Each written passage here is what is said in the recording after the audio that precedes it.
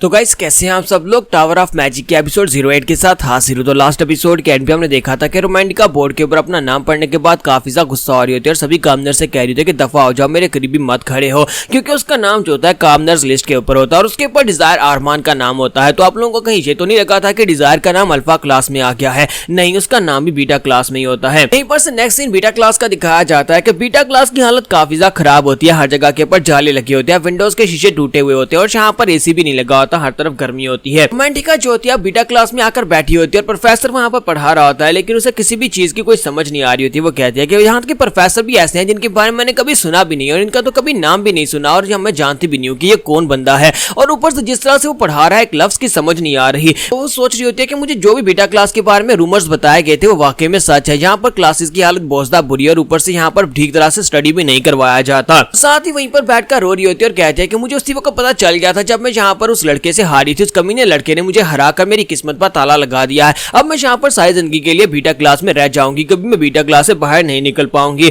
और इसी के साथ ही वो साइड के ऊपर देखती है और कहती है कि चलो ये तो ठीक हुआ कि मैं यहाँ पर वहां पर इस लड़के से हार गई, लेकिन मुझे इस कमीने के साथ वाली साइड क्यों मिल गई? वो साइड के ऊपर देखती है तो हमारा अरमान उसके साइड वाली साइड के ऊपर सीट के ऊपर बैठा होता है और वहां पर बैठकर स्टडी के ऊपर काफी ज्यादा फोकस कर रहा होता है। तो वो कहती है मुझे समझ नहीं आती कि ये लड़का यहाँ पर इतना ज्यादा सीरियस होकर क्यों पढ़ रहा है जबकि टीचर यहाँ पर सीरियसली पढ़ा नहीं रहे। और फिर साथ ही वहां पर सोच रही होती है कि अगर इस लड़के ने वाकई में वहां पर लेवल 3 की मैजिशियन स्वर्ड्समैन एजिस्ट को हराया था तो फिर ये लड़का इस क्लास में क्या कर रहा है? क्योंकि अगर इसने टेस्ट को पास किया तो फिर तो इसे अल्फा क्लास में होना चाहिए था, ये बीटा क्लास में क्यों है? मुझे लगता है कि इसके स्किल्स काफी ज्यादा अच्छे हैं, यानी कि इसके स्किल्स वाकई में रियल हैं। और हमारा डिजायर जो होता है उसकी तरफ देखकर वहां पर देखकर स्माइल देता है। जैसे उसकी तरफ देखकर स्माइल देता है तो रोमांटिका फिर से वहां पर गुस्सा हो जाती है और चिल्लाकर कहती है तुम्हारा मसला क्या है? तुम बार बार मेरी तरफ देखकर इस तरह से मुस्कुराते क्यों हो? हमारा डिजायर वहां पर सोच रहा होता है कि रोमांटिका यहाँ पर ये सोच रही होगी कि ये फेल होगी जिसकी वजह से यहाँ पर बीटा क्लास में भेज दिया है, लेकिन यहाँ पर ये भी सोच रही होगी कि मुझे अल्फा क्लास में क्यों नहीं भेजा गया, चाहे यहाँ पर कोई कितना ही टैलेंटेड क्यों ना हो। मुझे अच्छी तरह से इस बात का अंदाजा था कि चाहे मैं यहाँ पर टेस्ट को पहले नंबर पर क्यों ना पास कर लूं, लेकिन इसके बावजूद मुझे कभी अल्फा क्लास में नहीं भेजा जाएगा।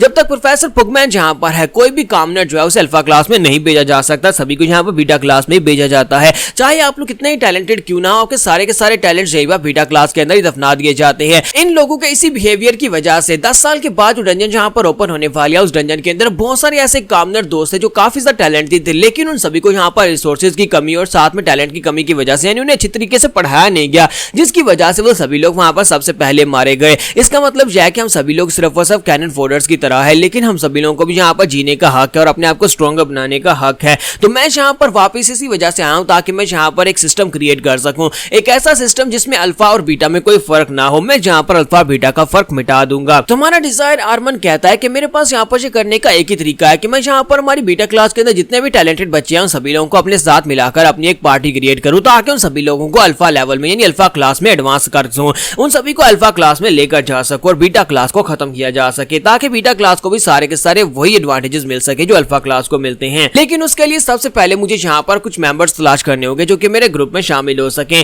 और इसी के साथ सभी बच्चे जो होते हैं वो क्लास से चले जाते हैं क्योंकि ब्रेक का टाइम होता है। ब्रेक टाइम रोमांटिका आयरू जो होती है वो अपनी कुर्सी के ऊपर सिर रखकर बैठी होती है और काफी ज्यादा उदास होती है और कहती है कि मुझे यकीन नहीं होता कि मैं अभी भी यहाँ पर बीटा क्लास में बैठी हुई हूँ। तो जैसे वहां पर वो बैठी होती है इसी के साथ एक लड़का उसके सामने आकर खड़ा हो जाता है और वहां पर उसके सामने आने के बाद से कहता है कि रोमांटिका, क्या तुम ही रोमांटिका हो? क्या तुम बैरन ईरो की बेटी हो? रोमांटिका जो होती है वो काफी एटीट्यूड वाली होती है तो वो उसे कहती है कि अब तुम कौन, दफा हो जाओ, मुझे तुमसे कोई बात नहीं करनी। जबकि उसके लड़के के साथ जो दो साथी होते हैं वो गुस्से के साथ से कहते हैं कि अपनी बकवास बंद करो, तुम्हारी जैसे एक बीटा क्लास की कामनर की हिम्मत कैसे भी यहाँ पर हमारे मास्टर के साथ इस तरह की बात करने की। उनका यंग मास्टर उन लोगों से कहता है कि शांत हो जाओ, तुम लोग यहाँ पर इस तरह से बात नहीं कर सकते, ये कोई कामनर नहीं है बल्कि ये बैरन की बेटी है, यानी कि ये भी हमारी तरह हाई क्लास की लड़की है, लेकिन गलती से बीटा क्लास में यहाँ पर प्लेस कर दिया गया है। और इसी के साथ उसे कहता है प्लीज मुझे माफ करना, मैं तुम्हें अपने बारे में बताता हूँ, मेरा नाम डोनोवान हाउंड है, मैं तुम्हारी तरह यहाँ पर फर्स्ट ईयर का स्टूडेंट हूँ, लेकिन अफसोस कि तुम बीटा क्लास में और मैं यहाँ पर अल्फा क्लास में हूँ। लेकिन फिलहाल के लिए मैं यहाँ पर तुम्हारे पास एक मकसद से आया हूँ ताकि मैं तुम्हें अपनी पार्टी में रिक्रूटमेंट दे सकूं। मैं यहाँ पर तुम्हारे पास इन्विटेशन लेकर आया हूँ। तो ये बात सुनने के बाद उसे कहती है कि नहीं, मुझे यहाँ पर तुम्हारा इन्विटेशन नहीं चाहिए। मुझे लगता है कि अगर तुम यहाँ पर इस क्लास में ढूंढोगे तो शायद तुम्हें कोई ऐसा बंदा मिल जाए जो कि तुम्हारी पार्टी को ज्वाइन करने के लायक हो। तो डोनोवान उसे कहता है कि मैं यहाँ पर तुम्हारे लिए आया हूँ, किसी और के लिए नहीं आया। तो उसे कहती है कि तुम यहाँ पर मुझसे क्या एक्सपेक्ट कर रहे हो कि मैं यहाँ पर तुम्हें ज्वाइन कर लूंगी। और बाकी के सभी लोग भी वहां पर छुपकर देख रहे होते हैं। ये सभी बीटा क्लास के बच्चे होते हैं जो छुपकर देख रहे होते हैं कि अल्फा क्लास का एक लड़का डोनोवान जहाँ पर रोमांटिका ईरू को अपनी पार्टी को रिक्रूट करने के लिए इन्वाइट करने के लिए आया है। तो इसी के साथ ही हमारा जो डिजायर होता है वो भी ये बात सुनने के बाद जल्दी से वहां पर आता है और आकर छुप कर देख रहा है। जैसे वहां पर देखता है कि यहाँ पर डोनोवान खड़ा है तो वो कहता है कि डोनोवान जी तो यहाँ पर इसे अपने साथ लेकर जाने के लिए आया है। लगता है कि यहाँ पर हिस्ट्री फिर से अपने आप को रिपीट कर रही है और वो अपनी जेब में वहां पर एक कागज के ऊपर कुछ लिख कर भी लाया होता है। लेकिन डोनोवान वहां पर उससे पहले पहुंच जाता है तो डोनोवान उसे कहता है कि अगर मैं यहाँ पर तुम्हें सच्ची बताऊं तो मैं बहुत ज्यादा डिसअपॉइंट हुआ हूँ इस अकेडमी की वजह से कि अकेडमी ने तुम्हारे जैसी टैलेंटेड लड़की को यहाँ पर बीटा क्लास में क्यों डाल दिया। तुम्हारे जैसी एक नोबल लड़की को इस बीटा क्लास में बिल्कुल भी नहीं होना चाहिए था। और इसी के साथ ही वो काफी ज्यादा गुस्सा हो रहा था। अपने आसपास वहां पर बीटा क्लास के लड़कों को देखकर कहता है कि सभी बेकार यूजलेस कॉमनर्स इन सभी लोगों में तुम्हें नहीं होना चाहिए। तो रोमांटिका से कहते हैं कि यहाँ पर आसपास की बकवास बातें करना बंद करोगे और बताओगे कि यहाँ पर तुम मेरे लिए क्या प्रपोजल लेकर आए हो। तो इसी के साथ डोनोवान उसे कहता है अच्छा ठीक है मैं यहाँ पर तुम्हें बताता हूँ कि मेरे पास तुम्हारे लिए क्या प्रपोजल है।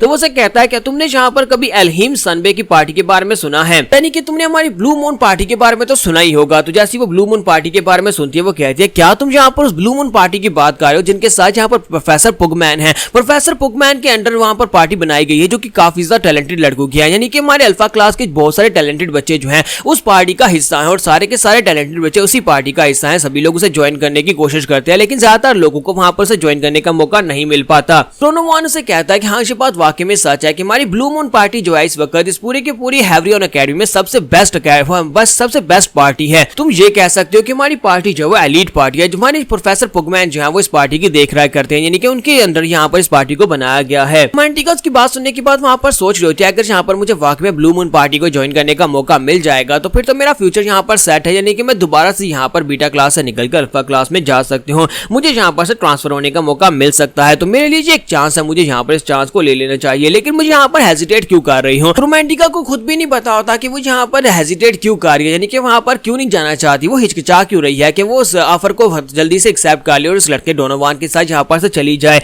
लेकिन इसी के साथ डोनोवान अपना हाथ आगे बढ़ाता है और अपना हाथ आगे बढ़ाने के बाद रोमांटिका हाथ पकड़ता है और उसे कहता है लेकिन बदले में तुम्हें मेरे लिए यहाँ पर एक काम करना होगा, तुम्हें मेरे साथ डेट पर चलना होगा। तो रोमांटिका ये बात सुनने के बाद सभी एक झटका लगता है। तो इसी के साथ डोनोवान उसे कहता है कि मैंने यहाँ पर ये कहा कि तुम्हें बदले में मेरे साथ डेट पर जाना होगा। रोमांटिका कहती है क्या तुम यहाँ पर मेरे साथ डेट पर जाना चाहते हो। तो वो कहता है हाँ मैं तुम्हारे साथ डेट पर जाना चाहता हूँ। जब मैंने तुम्हें पहली बार देखा था उसी वक्त मुझे तुमसे प्यार हो गया था। अगर तुम हमारी ब्लू मून पार्टी को ज्वाइन कर लेती हो तो मैं तुम्हें यहाँ पर बीटा क्लास से भी निकाल लूंगा और अल्फा क्लास में ले जाऊंगा और साथ ही तुम्हें मेरे साथ वहां पर हैंग आउट भी करना होगा। तो क्या तुम ये सब कुछ करने को तैयार हो? क्या तुम्हारा फ्यूचर यहाँ पर इससे काफी ज्यादा बेहतर हो सकता है, क्योंकि मैं कोई आम फैमिली से नहीं हूँ बल्कि एक बहुत बड़ी नोबल फैमिली से हूँ। तो रोमांटिका उसे कहते हैं कि मुझे सोचने के लिए थोड़ा सा समय चाहिए होगा। तो वो कहता है हाँ क्यों नहीं तुम्हें यहाँ पर सोचने के लिए टाइम देता हूँ। और साथ ही वो अपने पास से एक छोटा नाइफ निकालता है और उसे कहता है कि ये हमारी फैमिली की एक प्रथा है, यानी कि ये एक रस्म है, ये यहाँ पर एक लड़की को दी जाती है जिसके साथ हम लोग हैंग आउट करना चाहते हो। ये मेरे वादे के तौर पर है कि मैं तुम्हें अपने साथ यहाँ पर से ब्लू मून पार्टी में लेकर जाऊंगा। और इसी के साथ ही वो उस चाकू की शीट को वहां पर ओपन करता है तो उसके अंदर से एक नेकलेस निकलता है। तो उसे कहता है कि ये नेकलेस एक बहुत ही खूबसूरत लड़की के लिए मेरी तरफ से एक तोहफा है और तुम्हारे लिए यहाँ पर एक निशानी है कि मैं वाकई में तुमसे प्यार करता हूँ और तुम्हें अपने साथ ब्लू मून पार्टी में लेकर जाना चाहता हूँ। के साथ ही वो उसके हाथ में उस नेकलेस को थमाकर वहां पर चला जाता है और कहता है कि मैं तुम्हारे फैसले का वेट करूंगा, मैं इंतजार करूंगा कब तुम यहाँ पर आकर मुझे गुड न्यूज सुनाओगी। यहाँ पर हमारी एपिसोड 08 का एंड हो जाता है। तो एपिसोड की एक्सप्लेनेशन अच्छी लगी हो कमेंट करके जरूर बताइएगा, वीडियो को लाइक करना मत भूलिएगा। Thank you.